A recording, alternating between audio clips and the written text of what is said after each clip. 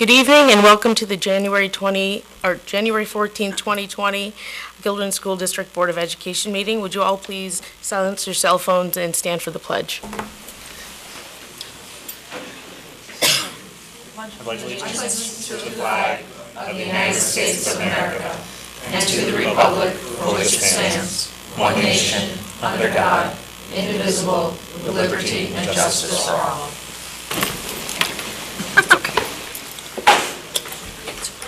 It's probably Maddie or me. Okay. So first on the agenda, we have our high school student rep. Oh, okay. Thank you, Mike. Next, we have public comment, and we have several people signed up for public comment. And I ask that each speaker please come to the mic so everyone can hear you, and 3 to 5 minutes. So first, we have Sean McConaughey. How you doing tonight? Thank you very much for having me here tonight to speak in front of you. I'm much more comfortable at home watching on the live stream, but here I am. My name is Sean McConaughey. I live on Benjamin Street in Gilderland. I have 2 kids in the district. I'm a phys ed teacher at the middle school. I'm the varsity lacrosse coach for the boys. I'm the modified girls field hockey coach as well. As a member of the field hockey coaching staff, I was proud to see the last board meeting, the girls being awarded. I also listened to the speakers talk on behalf of the turf facility, which I'm here to talk about. So I'm going to provide my own thoughts as a tax-paying parent, as a coach, and as a PE teacher here in the district. 7 years ago, my wife and I decided to move here to Gilderland because we had both of us have firsthand knowledge of how great the school district is, and we're proud to be part of it. We have a daughter in 5th grade at Pine Bush. She plays field hockey and lacrosse, and a son in 7th grade at the middle school who plays football, basketball, and lacrosse. As a parent of multi-sport kids who truly enjoy this school district and this community, I really believe this would be something that can put us ahead of everyone else. It's going to benefit all the kids in the district. I understand it comes at a price tag, and I believe the benefits that have been presented and will be presented is going to make it worth it for our kids in the future. I also think that I'm also certain that it's going to bring some revenue towards the district on weekends and when not in use by the school. In my experience of trying to find turf time in the spring, it's extremely difficult, and it costs us some money. I've coached a lacrosse team for 15 years, and the spring is full of weather problems, and I think the turf could alleviate a lot of those problems. I've personally been hoping for years that this conversation was going to come up here in the district. We start lacrosse practice in the beginning of March. We have 60 kids, and we're in a parking lot or in a gym, or we ask our parents to raise money so we can rent a turf field in the area. We rent turf 9 days in March just so we can have a safe field to practice on with some lines on the field and that we can play at full speed. It's a contact sport, and we can't really do that in a parking lot or a gym. In my 15 years, there has not been a month of March where we've been on a field that has lines on it here. So in my 15, that's a third of the season. That's 5 plus full seasons of lacrosse in my time that we've practiced in a parking lot, dodging cars, or renting turf, or inside of the gym. Every year, our first home game, modified varsity and JV, is lined the day before or the day of because the field cannot be lined. It's too wet, and the conditions are too bad, and it's not safe, and it's a total disadvantage to our kids, many of who are new when they get to middle school to the game of lacrosse. I can go on, but I just think it'll make it a better, safer place for our kids. I'm also a phys ed teacher here in the district, and I see the value beyond the athletic needs, and I feel strongly about these. Every student that goes through Gilderland will have access to the turf and will be on this turf, during phys ed class, even if they don't play on an athletic team. Lined turf fields is an ideal teaching station outside. You can use them when there's no available surfaces due to weather. It's a level surface, it has boundaries, and it's safe for all students, and it could be potentially used year-round. You could be outside today on the field, which you cannot on grass. It also allows the fall activities to stay out longer, and it allows us to get out earlier in the spring. I know at the middle school last year, We had 2 of 10 days during our track and field unit that we were outside. I'm sure it was the same up here because of the weather. It was sunny outside, but the fields were bad. So thank you for your time, and thanks. Thank you. Next, we have Chris Ardito. Hello, my name is Chris Ardito. I've played on the varsity football team here for 3 years now, and this spring will be my 3rd year on the varsity lacrosse team. The life of a student athlete that is in season can get very busy. It can be difficult at times to keep your grades up, get to practice and games on time while keeping a good sleep schedule at night.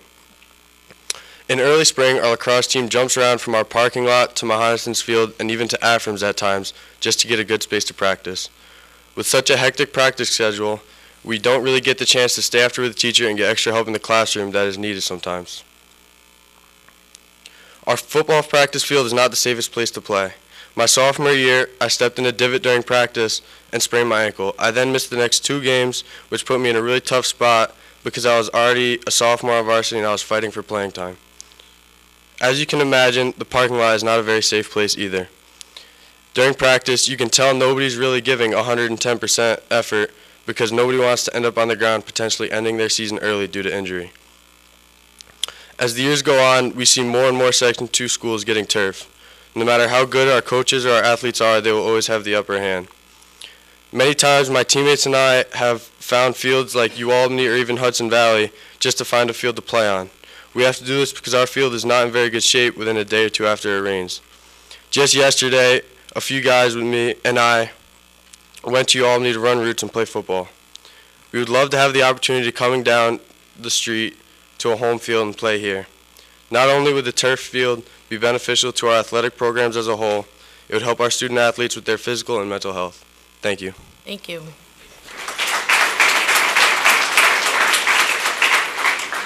Next, we have Haley Risco.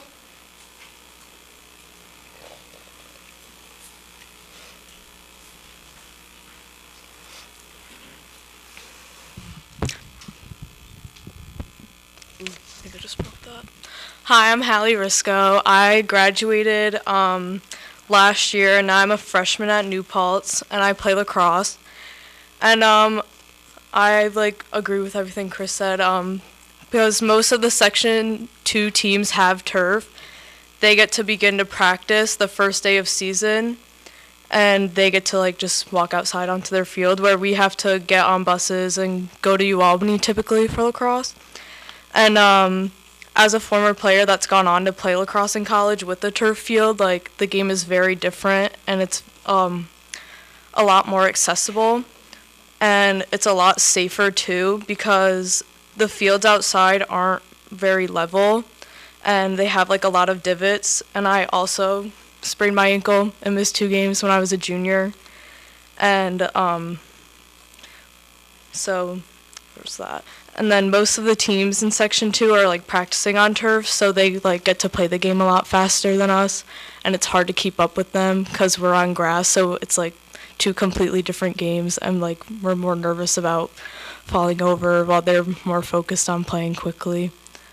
So, yeah. I'm Caitlin Mooney. I'm a senior at Gildon High School now. I play field hockey, do cross-country skiing, and I'm also a lacrosse player at Guilderland. As you know, spring sports begin in the spring, early March. There's not been a March in recent years that we haven't had snow on the grounds, which makes it impossible for us to go out and use our fields here. Even if they are not snow-covered, they're frozen solid, so we can't go out. It's just not safe. When our seasons are delayed because our fields are unplayable. For the past several years, the Booster Club has been kind enough to rent us fields, so we're not behind the many teams that already have turf at their schools. And if we did not have this opportunity, we would have to practice in a gym that was available within the district. But this is hard because boys lacrosse, baseball, softball, everyone else is also competing for that space because it's not safe to go outside. Which makes our practices later and later because we're all forced into the same exact gyms.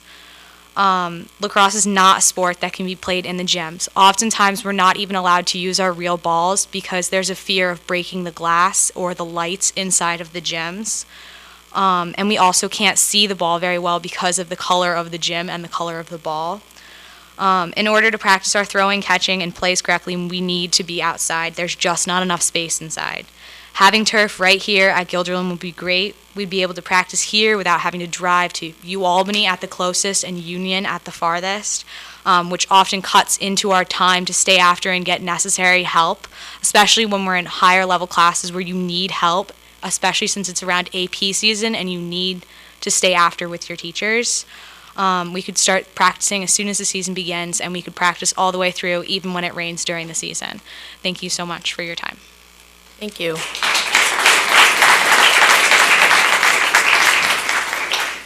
Next, we have Heather Murphy. Hi, my name is Heather Murphy. I'm not here to talk about the turf field, but I am here to talk a little bit more about substitute teachers being used while main teachers are being pulled for professional development. I had a meeting with Dr. Singleton, Dr. Beanie, and Ms. Provost right before the vacation, and it was really great to learn more about the math program since I had expressed concerns about them, and I felt that a lot of my frustrations about the lack of communication regarding the curriculum were really heard, and I was told that there would be updates to the district website about the curriculum, and I'm happy to see that tonight there's an elementary math parent night that's going to be discussed. I think that's really good progress. But regarding the budget and how you're allocating funding, I really believe that more funding should be allocated for professional development to take place outside of class time. I believe that in the past, teachers were paid per diem for their time, if it was during the summer or on a day that wasn't class, that they could get paid for that professional development, which is very important.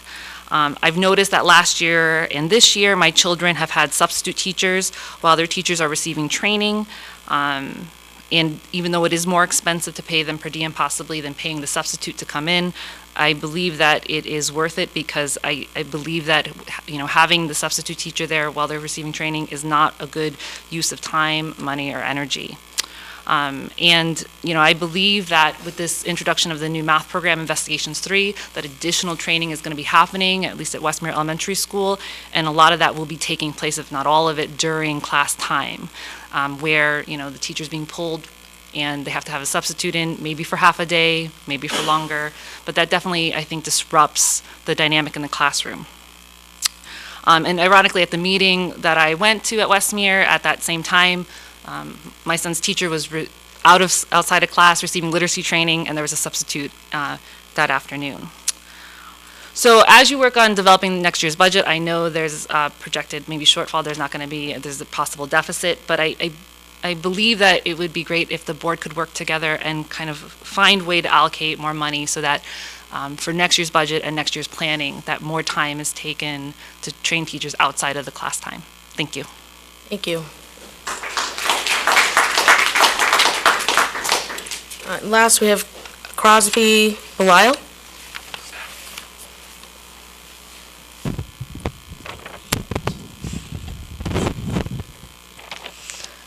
My name is Crosby Belil.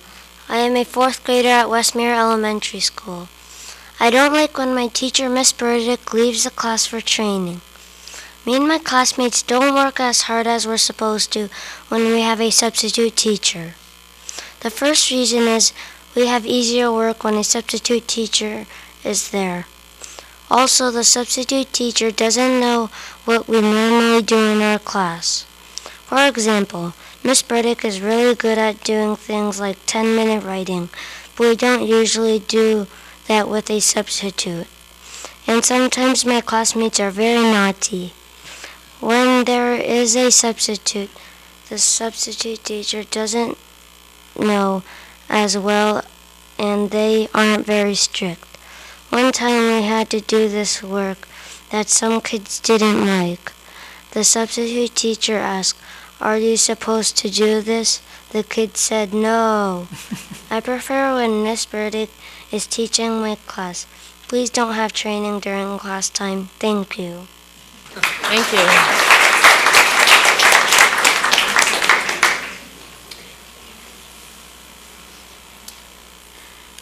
So next on the agenda is budget development, but I think we'll move up the business practices committee because the turf field was discussed at the last business practices meeting.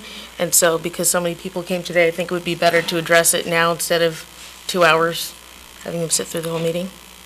So who is the chair for that committee? Judy? Okay. Not at all prepared.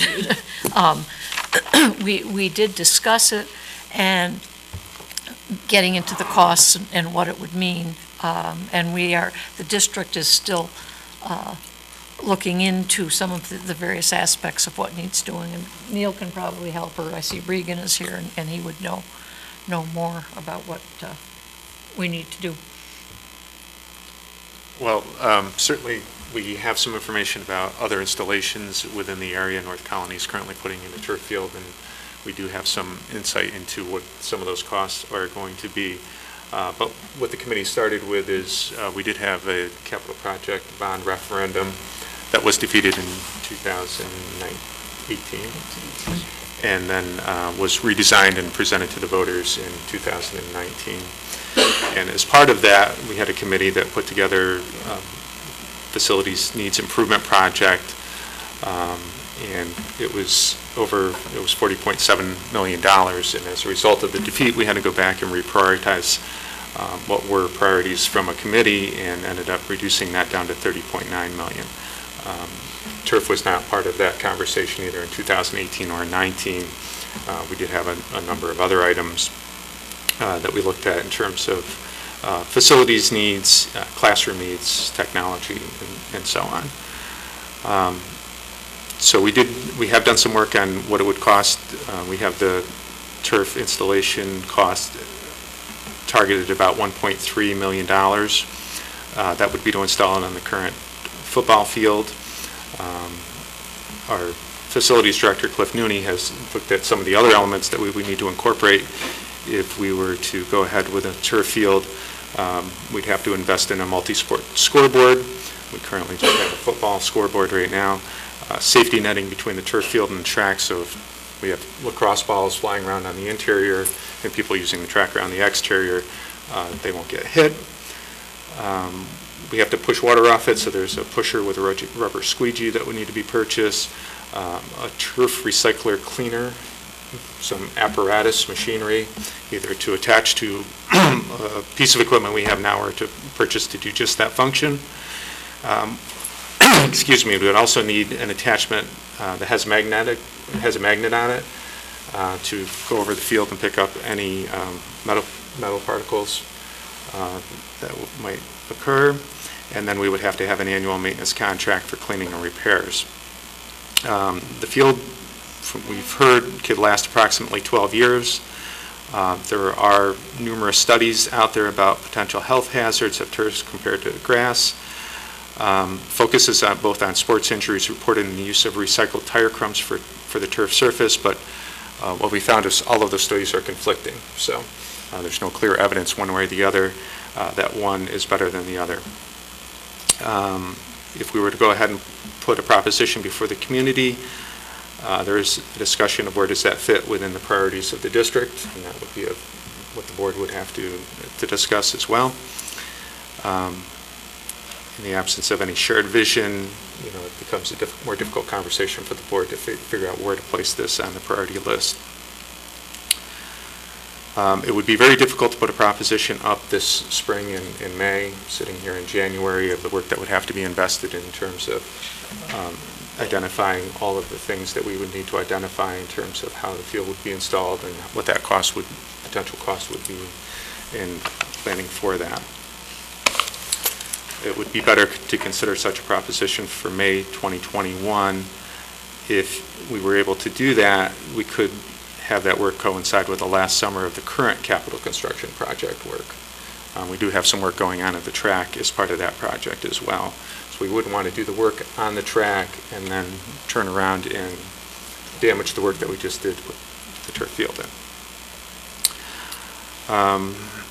I offered a suggestion about maybe putting in the annual budget some money for time at other other locations that do have turf, so whether the district could support some of the costs that parents in booster clubs are currently absorbing for turf time at Albany or Schenectady as an option.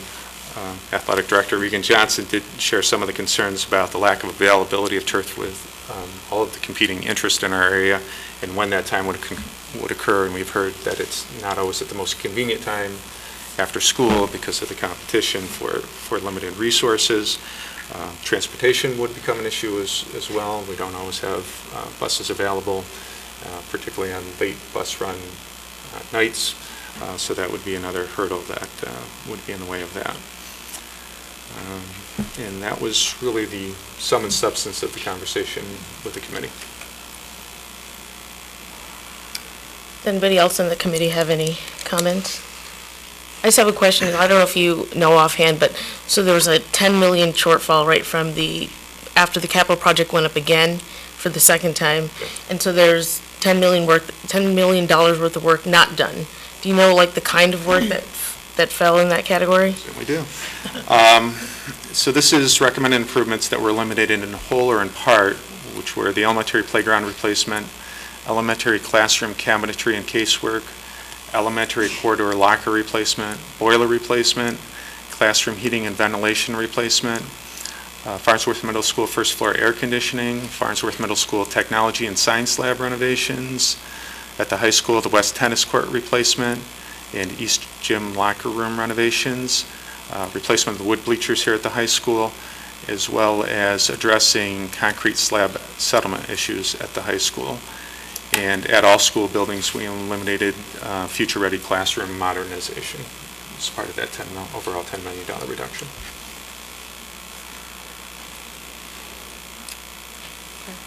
I don't know who made the suggestion in the meeting about the potential compromise in the meantime, as, you know, particularly like looking forward into the next fiscal year and thinking about how the turf field could fit into that budget, but in the time, maybe subsidizing some of the costs Yeah, to that's rent. what Neil was talking about. Yeah. So I don't know if anybody else in that committee had any other comments? I think as having sat there, I mean, we all felt the need. I mean, we listened to the presentations, we would love it. I mean, if we had the money, I think people felt, yeah, we could do that, but we also are looking at the fact that there are things we haven't done from the last capital project that need doing. So we're kind of like caught there, and those things were our priorities first.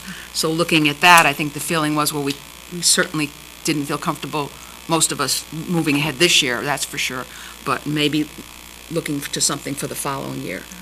That's about it. And I think we felt, you know, really good about trying to help those costs, to allay some of the costs if we could, for getting that field time in other places or playing time in other places, Afram and SUNY Albany and things like that. Right, so business practices will maybe continue the discussion Yeah, then yeah. about how this could fit into the overall budget. Yeah. This year or next year. So we'll move back up to the top of the agenda. The next item is the 2021 budget fund balance and reserves. Neil? You want to release our guests? Sure, or they can stay. This is where it gets really, really interesting. Right, least. How we're gonna figure out how to pay for it. You gotta stay for that part. No. Not persuaded. Well, that's the thing. Nobody wants to talk about that.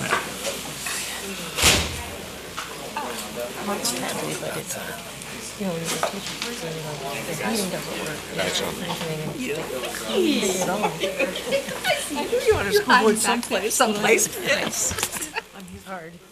I don't actually like when other people speak about the academic at the same time, so people realize it's not just, there's other stuff happening. I was glad she came. Yeah. Thank you, Tara, for staying with us.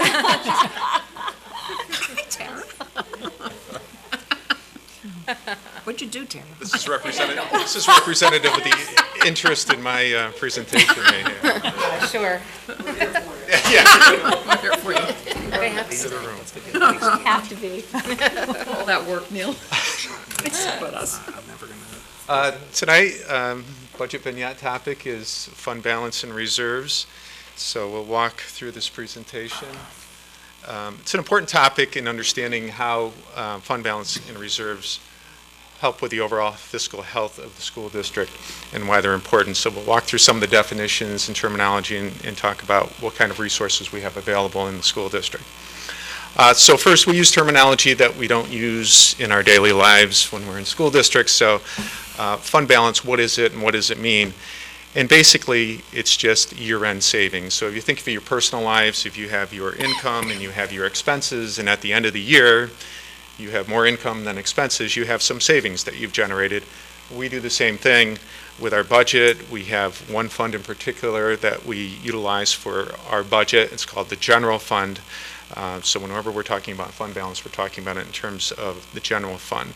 But it's really just savings, again, from a budgetary point of view. We have revenues and we have expenses, and if at the end of the year we have less expenses than revenues, then we have some savings that we put into a category we call fund balance. And term fund, again, goes with general fund. There are some legal requirements associated with fund balance, so the savings in what we call an unassigned category, and we'll walk through those in a little bit, in a given fiscal year should not exceed 4% of the following year's budget. So that's something our auditors will look at. It's something that the Office of the State Comptroller will look at as well. So there's a legal maximum amount we may keep. And then some or all of that savings, that fund balance, could be appropriated and used as a source of revenue in the development of the annual budget. So we have that as a resource available to us as we do our budgeting process. So again, because the terminology is different, what is fund balance and how could we think about it in our own lives? And that would be something like a fiscal or financial advisor's recommendation to maintain an emergency fund to cover 3 to 6 months of expenses in the event of an unforeseen job loss or other catastrophic event. And I think we've all heard about proper planning and what we should have on hand in case something traumatic should happen financially. Same sort of idea. We should have some of those resources available for a school district as well. So there's 4 categories of fund balance, and if you look at our audit report, you'll see all of these. I'll just run through the definitions. So assigned is a category where we would set aside money to pay year-end bills. So we run from July to June. We do have expenses that occur throughout the month of June. Those bills are not often paid until July, so we're able to take some of our fund balance because they were incurred during June, set that aside, and then we're able to use that when we actually make those payments into July. Appropriated category is the designated amount to lower property taxes, so we can take some of that fund balance and say we're going to put it into our revenue budget, we're going to use it as a source of revenue, we can therefore need to collect less from taxpayers because we have another source of revenue coming in. So we can use that as a budgetary tool. There's a restricted side of this, and that's to pay for certain legally allowed types of expenses called reserve funds, which we'll go through in a little bit. And then finally, there's the unassigned portion, and that's a contingency for emergencies. That is subject to the 4% limit I stated before. So it doesn't have a designated purpose, but it's there if we need it for some emergency. Talking a little bit about reserve funds, and these are amounts that are set aside from year-end operating surpluses to fund one or more of 13 legally permissible, reasonably anticipated expenses. So there's categories of types of expenses we can put money aside for. So if we do have money left over at the end of the year, we can put it into one of those designated reserve accounts, but again, it's for a specific purpose, and the funds can only be used for the purpose in which it was set aside, so it can't be for general use. There are rules, as New York State always likes to do with all of our financial information. So there's rules that are established for different types of reserves funds. They're not all the same, so you really have to look at the reserve fund and what the rules are. But who is authorized to establish it, how is it funded, how is it spent, and how is it closed? In some instances, it requires just board action. In other instances, voter approval is required. And then finally, reserve funds, just like fund balance, may be appropriated as a source of revenue in the annual operating budget. So if we have expenses, say, for workers' compensation expenses in our budget, and we have a reserve for workers' compensation expenses, we can appropriate some of that money that's been sitting in the reserve to help pay or offset expenses that we have in the budget for workers' comp. So another way to think about reserve funds is a college savings account. So it's money that you're setting aside for a specific purpose, and the intent is to only use that money for that purpose and not use it for general purposes. So there's obviously some advantages to having fund balance and reserve accounts. Any short-term financial instability, it allows us the opportunity to weather that. We have some financial resources available to us to be able to get through that. We have cash that's now readily available for both unanticipated and likely needs. That prevents us from having to borrow when certain issues come up. So we have that cash on hand, just like you might at home, and no need to borrow. And when we borrow, as you know, we pay fees and interest on that. Also, large cash reserves result in a higher credit rating, and we can then borrow money at a much lower rate. And then finally, it contributes to yearly budget and tax rate stability. There are some pitfalls in using fund balance and reserve accounts. The first one is very important, not to use it as a reoccurring source of revenue. So over time, if you have a situation where you have some savings, but over time your expenses exceed your revenue, and you will have to supplement through your savings. So if we have money set aside, and again, you don't have enough other sources of revenue to fund your expenses, you're going to start drawing that down. If you continue to do that over time, just like you were if you were at home, if your expenses exceed your income and you keep going to your bank account and covering the shortfall with that, you're going to run out of money eventually, and the same sort of thing can happen in a school district. Also, any unanticipated increases in expenditures or loss of revenues, we might have to then do a borrowing or go through a budget freeze. Budget freezes are very difficult to go through. All of a sudden, we're cutting off access to material, equipment, supplies, things of that sort toward the tail end of the school year. That becomes a very difficult and problematic process. And then finally, we really need to manage use of fund balance and reserves.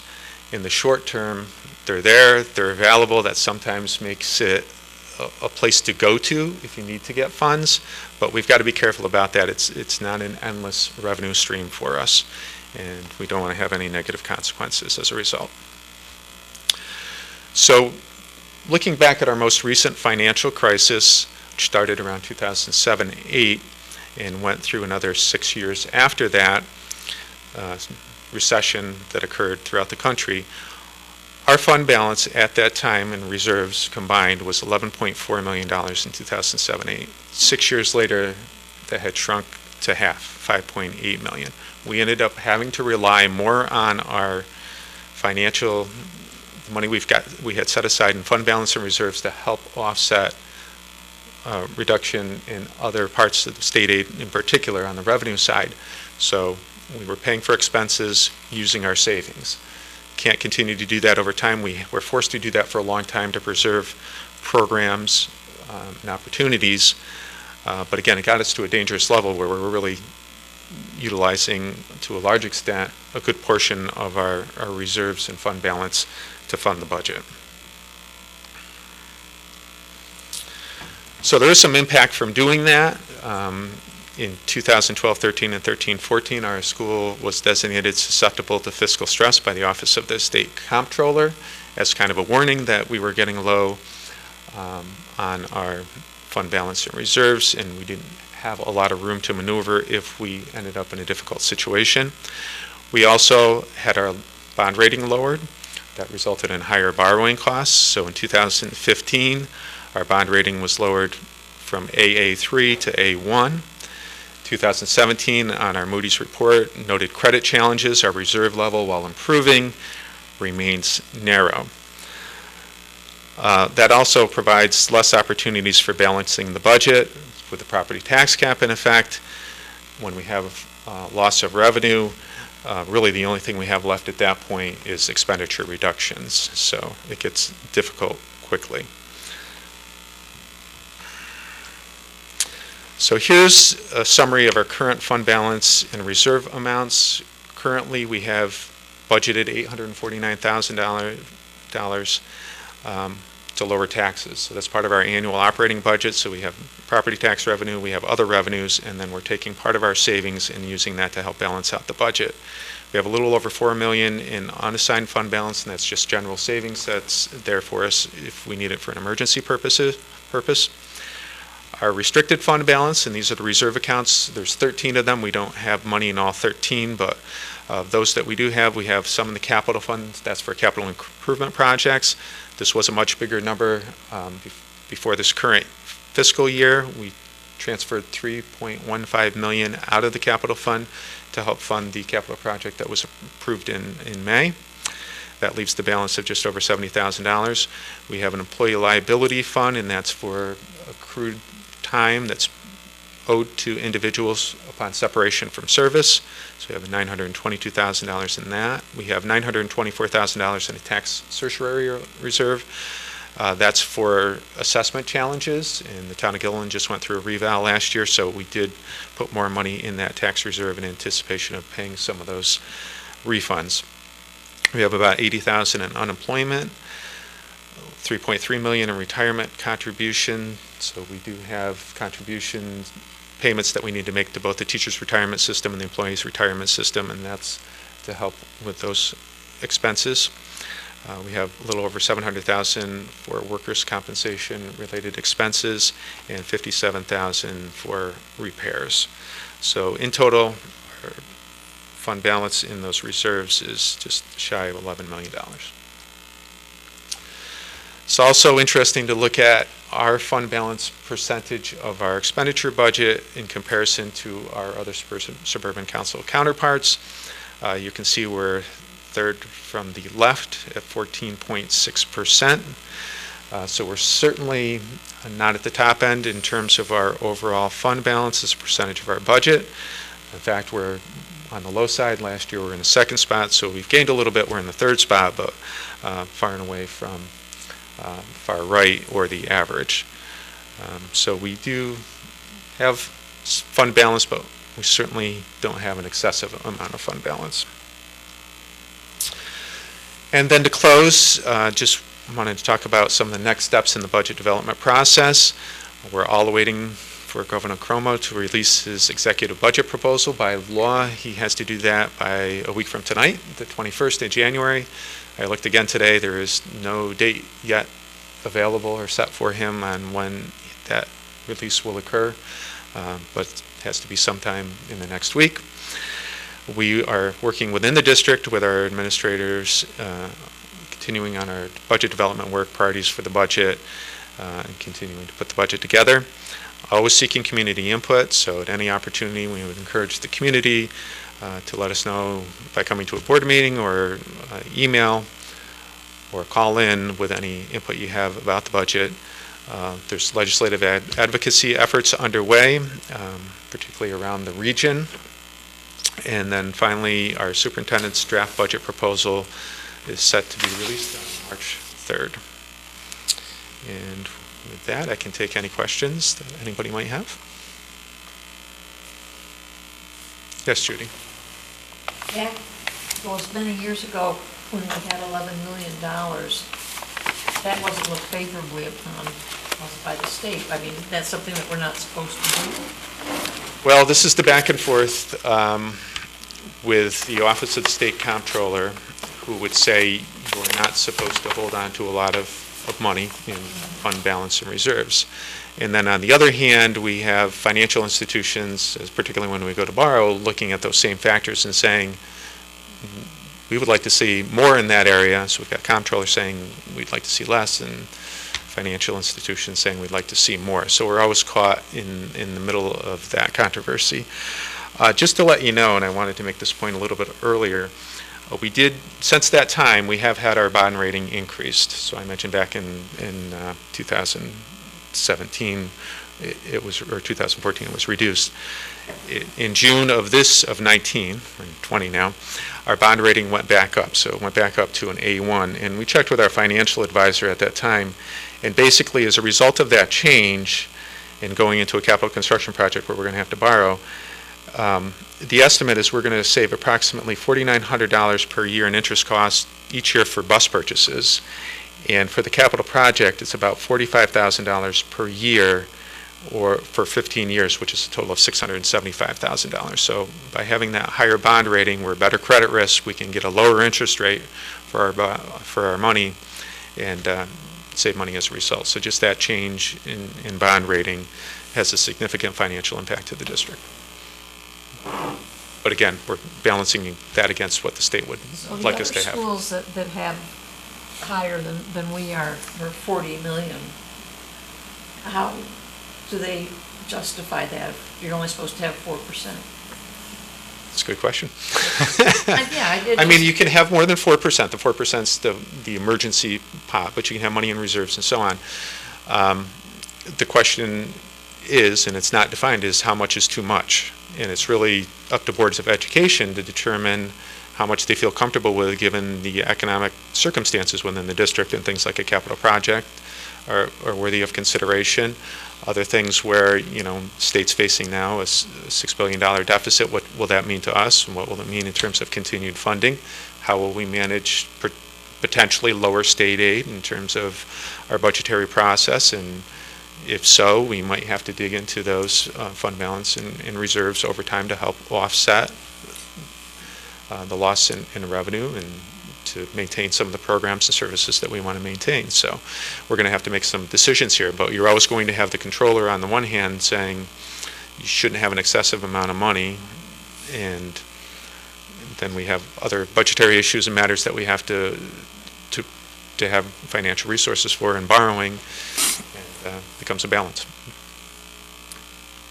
Yes. Those other fund balances that you talked about, if I remember last year, though, that wasn't all unrestricted fund balance, was it? Some of that was restricted and reserved, where the other districts have a higher percentage? Yeah, the 4% is universal. So by law, and I said you should maintain it because obviously there are school districts that exceed the 4%. You will get an auditor's comment on that. You might get a comptroller's note about that. There is no punitive measure for that. So that's the 4%. Other than that, it becomes a judgment call in terms of your other reserves. And so if you put money in reserves, we have done reserve plans. Every school district now has to do a reserve plan. So it talks about what are you looking at in terms of when you why do you create these reserves, and how are you managing the funding? Why are you choosing to put X amount of money, and can you justify the amount of money that you are putting in reserves? So there were circumstances where school districts may have overfunded a particular reserve beyond a reasonable expectation of what their expenses might be. So that was intended to address that particular matter. Right. So in terms of our bond rating, they're not rating us based on how much unassigned fund balance we have. They're looking at the whole picture.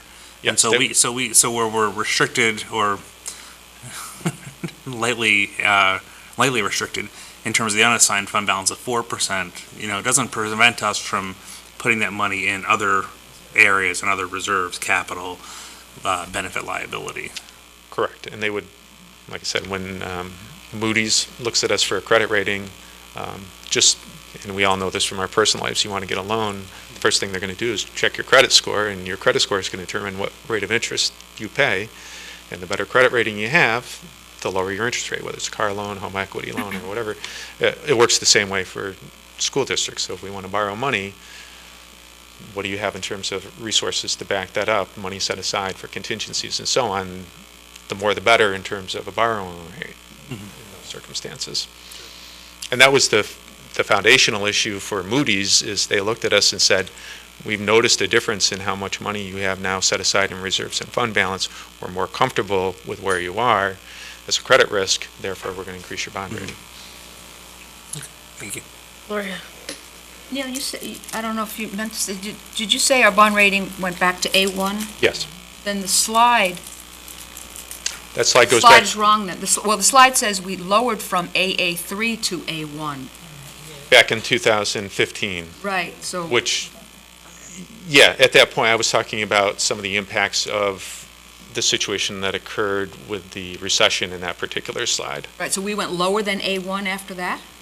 No, we went down to A1 and then we went back up to AA3 or vice versa.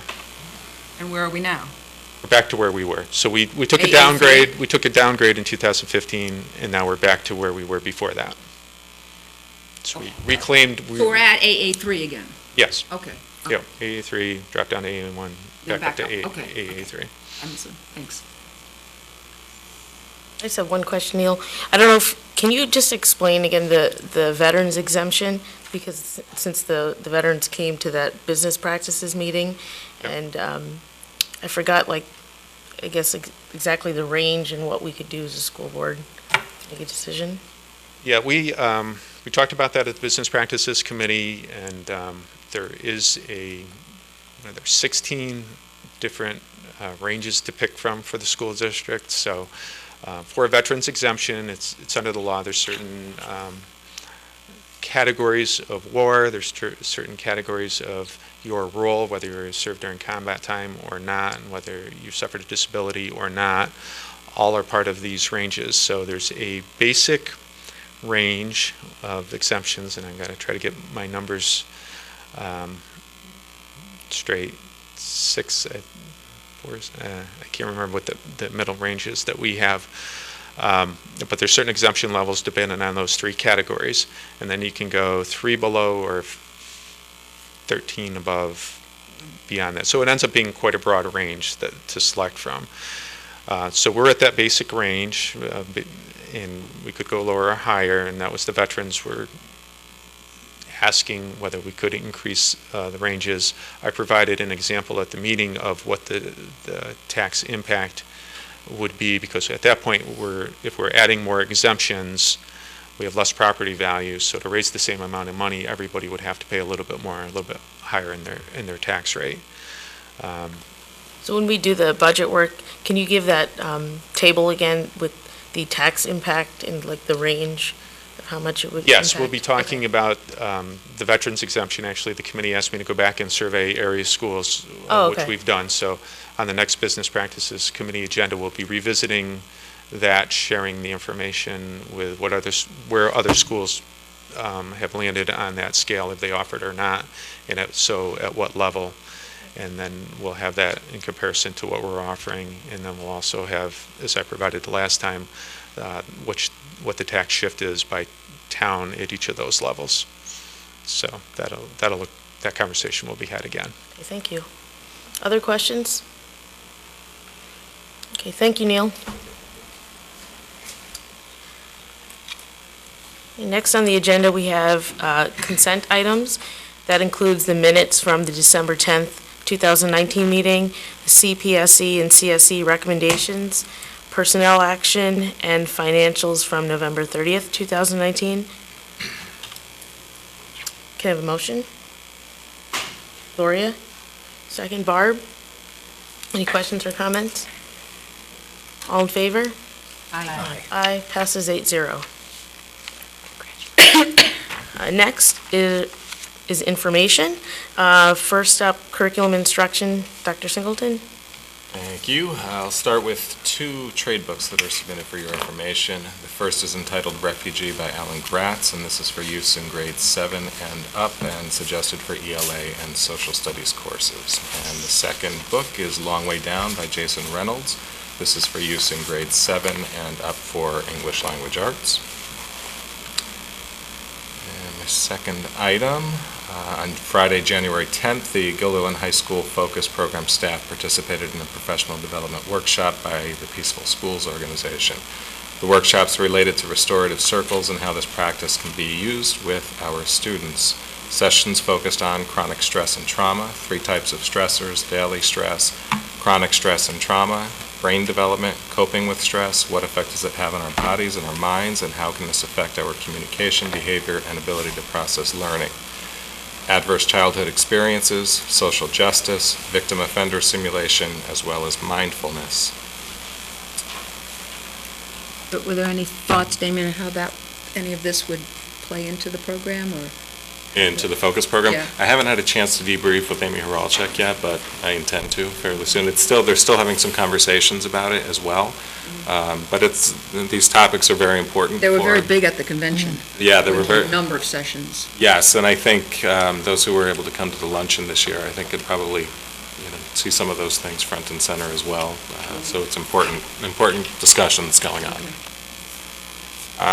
So where was I? So student-driven inquiry for next generation science standards and beyond. So new curriculum standards in science and in other areas that require students to build deep knowledge and engage in authentic practices of inquiry, communication, and collaboration. This workshop, led by a team of teachers from Gilderland Elementary School, facilitated by Patricia Gagnon and Beth Tangor, joined by Dr. Zhenwei Zhang of the University of Albany, will demonstrate a new inquiry-based science program developed to meet these standards. If you'd like, you can join them on Wednesday, March 18th from 1 to 5 at Gilderland Elementary School. They will be in room 508 for an up-close look at classroom practices through an hour-long observation of inquiry-based teaching practices. There will be a debrief and follow-up session will take place just after the observation. The presenters will provide an overview of this pedagogy, share research-based practices to scaffold and assess student collaboration and knowledge building. Grades K through 6 teachers and school leaders should find this workshop a very helpful resource, and there is a short video with the link attached for you to view. Registration is required for the event through the Greater Capital Region Teachers Center. Districts will be in, some information you don't necessarily need, but some districts will be reimbursed for half-day of substitute coverage per participant, and there will be some verification of attendance. So these are teachers who are running a workshop through Greater Capital Region Teachers Center. And you may recall Gilderland Elementary shared some information about the work that they've been doing with Dr. Zhang for quite a while now. And I just met with Alan the other day. He's renewing his grant application with the National Science Foundation, and we're hoping to continue to do some work with him as well. And finally, as you heard from Mrs. Murphy earlier, we have scheduled a math parent workshop for elementary parents, which will provide an opportunity to learn about the next generation learning standards for mathematics and to engage with new elementary math resources which were adopted for 1920 and beyond.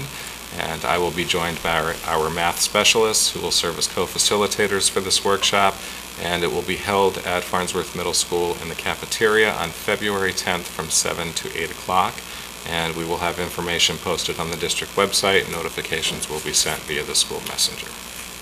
I mean, I know you just said it's going to be sent via school messenger. Can they send it like a few times? Yeah, I've already talked to Aubrey about it. Okay. She'll keep peppering it out. So. Okay, thank you. Questions? Okay, moving on, superintendent information. Dr. Wiles? All right, thank you. My first item is to let everyone know about a forum that's being planned at East Greenbush Central School around the sustainability of schools. It's an event that will be held on January 30th, 2020, and it will focus on the issue of declining state aid for average wealth upstate school districts. That's us. 10 other area average wealth school districts will also be participating to raise awareness with their elected officials about the long-term financial impact on those districts who each year receive the minimum increase of state aid allowed under the law, which does not keep pace with the CPI. The other districts, just so our community knows, are Averill Park, Burnt Hills, Ballston Lake, East Greenbush, New Lebanon, Schodack, Scotia Glenville, South Colony, Taconic Hills, and Voorheesville. So we're all kind of in the same boat of getting the minimum amount of aid each year. So the purpose of the forum is to start the conversation about the issue with a focus on raising the minimum state aid amount or percentage. So for example, districts in this category received this past year 0.0075% increase in 1920. For us, it was a little over $112,000. Senators and assembly members from across the region have been invited and plan to attend or send a representative. The organizers of the event are, and we're part of that, are encouraging many stakeholders from each of our participating school districts to attend and learn more about the issue and have the opportunity to ask questions of our elected representatives. Students from each school district, including Gilderland, will be there to display posters that they're creating about the successes of their respective schools in spite of limited aid and the capacity to raise revenue under the tax cap. So we had the next iteration of the planning meeting today, and just today Aubrey received all the promotional materials, so we'll be sending it out to our entire school community, all of you, our teachers through Tara and her team, our PTAs. They want to fill the room because this is a long-term problem for districts like us who every single year get tiny, tiny amounts of additional state aid that does not keep pace with our increased costs just for doing business in light of the increasing needs that we see in the students that we serve. You know, more students who require ENL services, more mental health needs that we need to meet, more need to prepare kids for the future, and what does it mean to be innovative, and so on. So we want to tell the story to our elected officials and get them thinking about how they can assist us. Our issues as average wealth districts are very different from the large cities who have, you know, lots and lots of challenges. They also get pretty substantial amounts of state aid. Some of our neighboring districts got millions of additional aid last year, and we don't want to compete with them, and it's hard to tell our story in that context. Similarly, our rural districts have other challenges with their declining enrollment and so on. So Jeff Simons, who's the superintendent in East Greenbush, deserves a lot of credit. He said we need to tell the story and let's get together and do it.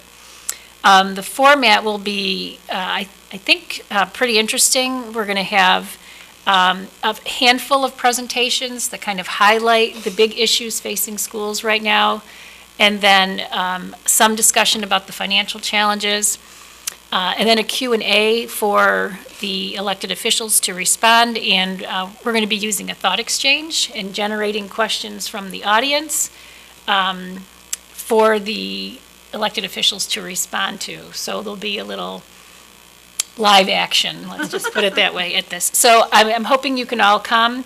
It's the 30th from 7 to 8:30 at East Greenbush. We do have a snow date on February 6th. Doors are going to open at 6:15. We're going to have students there. I've been working with Alex Fincel, who's working with our participation in government teachers to volunteer students to make a poster, come, wear the Red Sea t-shirts, and show some Guilderland pride. So questions about that? It's good work, I think. Just a broader question about, I think the forum is a great idea. But aside from like a ribbon cutting, how often do we get our electeds in to see I mean, we just talked about $10 million and things that we cut from the capital project. When was the last time any of those state elected officials were in to see these challenges firsthand? Pat Fahey is here quite a bit, actually, and I think she's very in tune with the issues of our school district. I have regular contact with her, and she will come to anything you invite her to, for sure. Senator Amador now has announced his retirement, so we're going to need to figure out who our next person will be and build that relationship. But he too has been very willing to come here and hear about our concerns. We've brought teams of parents, teachers, kids to his office on Western Ave. Mm-hmm. So I honestly don't think our challenge is our immediate representatives. It's really the bigger state political picture and how decisions get made about school aid. I think both Pat and George have been tremendous advocates for us. Senator Amador has, sent us additional aids and grant to do playgrounds and such. It's really the bigger picture. So there'll be a variety of elected officials there from across the region, not just our own. Mm-hmm. That's a great question. Yeah, I was going to ask, do you anticipate like a good turnout from the senators and assemblymen? And they can't predict. Well, I hope so. A lot of them will say they're always looking at their schedules, and it's maybe. So The East Greenbush students who are involved also sent personal letters. All of the superintendents have done follow-up letters. We're all doing follow-up phone calls. So we're encouraging, but it's difficult sometimes to get them to come out. And, you know, this isn't, several years ago, some of you may remember East Greenbush, we had a huge forum around the gap elimination adjustment because we were all getting just killed. And all of the legislators came, and the number of people who came to attend, you couldn't get in the building. The traffic was backed up to the interstate to get into East, but it was a crisis. I mean, we were all laying off dozens and dozens and dozens of people because we were short millions of dollars of aid. I don't know that we're going to be backed up to the traffic circle on this one, but, you know, it would be good if 100 people from Guilderland came, it would be awesome. So that's my pitch. Barbara? You didn't mention Niski, Bethlehem, North Colony. Are they not considered districts similar to ourselves? And why are they not participating if that is the case? I don't know why they're not. I think they were invited. For whatever reason, they're choosing not to. So I don't know the answer to that. I try to only worry about us. In unity, there's strength. True. Any other questions? So look for the flyer. We're going to get it out in the next, if not tomorrow, then on Thursday, so people can be aware, get it on their calendars. I actually had a request from Mr. Finsell, can we have a bus to bring students? And I'm like, if I have a busload of kids who want to come to this, I think we'll find a way. As a driver. Actually, Voorheesville is sending a bus, so if we have a decent number, we can carpool. We can share. So that'd be great. My next topic is just a brief update on our school start time piece. Last time we were together, I shared with you that we had, the committee had met and we had reviewed a proposal that had some pretty creative ways of thinking about how we could get a later start time for the high school. High school start moved to 8:15, sorry, just read my notes here. Begin at 8:15, and one of our elementary buildings would start at that same time. The other 4 elementary buildings would start and end 5 minutes earlier. And the middle's earlier than they do now. Yes, earlier than they do now. And the middle school would start later, 15 minutes later, and end 15 minutes later than they currently do. So the proof in the pudding here is all in transportation. So over the holiday break, we did receive a rough draft from School Bus Consulting of what, and this is a rough draft, what routes might look like if we were to make all of these moves. Neil and I and Michael Gannon and Danielle Poirier looked at them, and they needed some fine tuning. Neil and I had a conversation today with the consultants, and they're actually going to work with Versatrans a bit to fine-tune them even better. We feel, I'll just speak for myself, I feel it's important to make sure that we've worked out the kinks in that piece before we say we've got a solution. But I will say, I think there is a doable solution in this.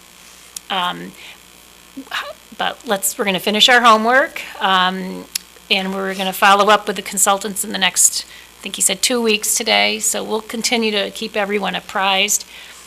Once we feel confident that the plan will work in terms of the logistics, we'll get the committee back together and start planning how we engage our community on this. So I'm hopeful, is the bottom line. Yes? Committee is okay with moving the middle school 15 minutes later? I mean, that to me is... Well, from the committee, I mean, I think Mr. Laster's here. His eyebrows are raised. And I think some of the other middle school administrators shared what you just suggested when we met. But I don't remember anyone at the committee putting up a red flag for it. But again, we have not Oh, I know. done. I just find it amazing because having taught there for almost 40 years, and every time we tried to make it earlier, and now all of a sudden it's jumping 15 minutes later. I just find that unacceptable for middle school kids. But So I don't see the whole Gained picture yet. 45 when minutes. we get to that Yeah. point, I think what the board will ultimately need to decide is the trade-off. Yeah, that's, And that's going to be the conversation, so. okay. But I don't want everyone arguing about trade-offs Right. if it's not even going to Right. work. The other piece, and I'll foreshadow this because it's positive, is that this transportation piece could actually be less expensive than more expensive. There were some efficiencies in this that were promising. But again, it's promising with a small p. Stay tuned. More to come. Well, thank you, Dr. Wiles. Sure. Next, board present information. We have a short list of policies. Barb, were you the chair of policy? Is there anything that we need to pay attention to for this? Nothing in particular, this is the first read. Okay. Looks like a lot of just like language has changed so far. Thank you. Next, action items. First is school business management. Neil? Sure, thank you, Seema. First item this evening is a resolution to approve service agreements with Four Winds Hospital of Katona and Northeast Associates in Rehabilitation. Can I have a motion to approve? Gloria, second Judy. Any questions or comments? All in favor? Aye. Aye. Passes 8-0.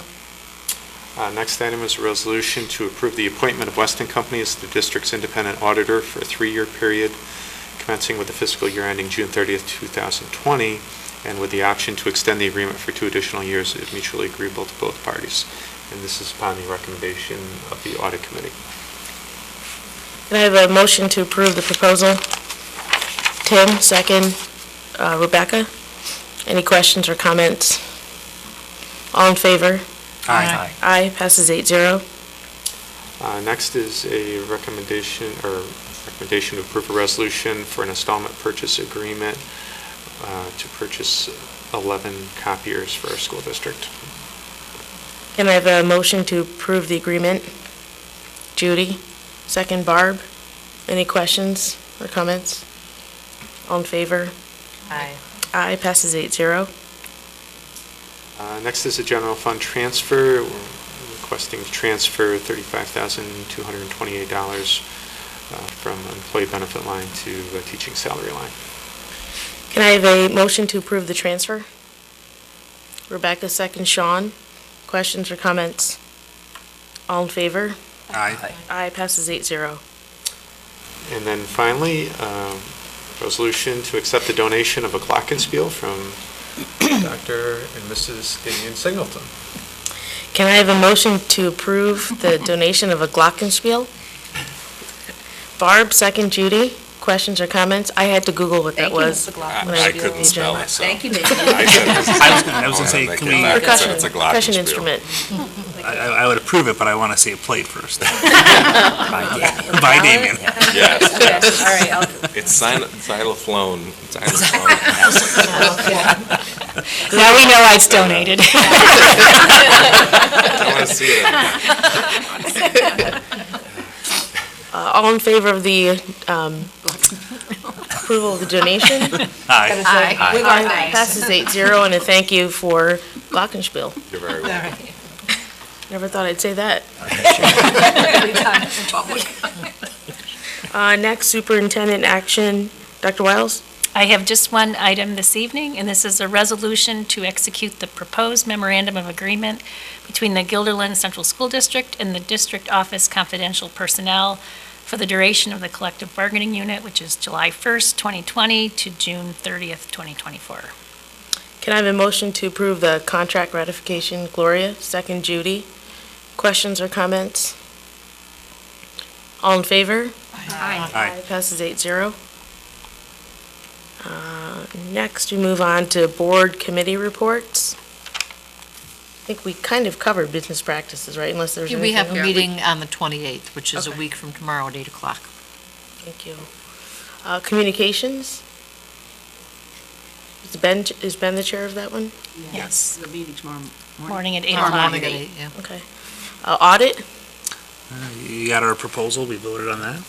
Good job. Thank you. Next meeting is the 30th, 8:15 at FMS. And the last group, who am I missing? Policy. Policy, Barb. We have a meeting coming up on January 22nd, 8 a.m. 8 a.m., Barb? She's not going to sleep all night. A little surprising. Okay, public comment number 2. Do we have anybody, Linda? No? Okay, board issues, ideas, and sharing. Judy? Just one thing that I'd like to mention. We got a notice of it from Marie on Board Bulletin, but February 11th, 13th, and 27th, we would have a chance to see the unified bowling team at Town and Country Lanes. And I want to encourage people to go. I'm going to just read you a little bit from previous notes that we had. As you remember, probably, we were named a National Banner Unified Champions School.